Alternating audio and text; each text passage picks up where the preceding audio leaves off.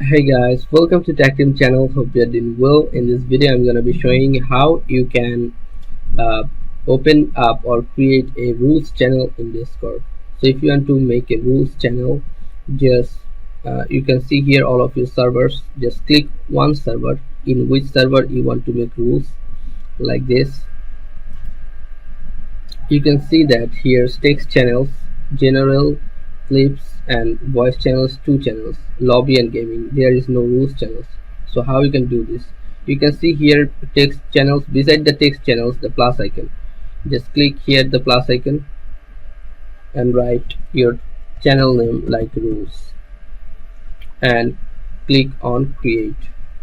Okay, now you can drag and hold to the first. Rules is first.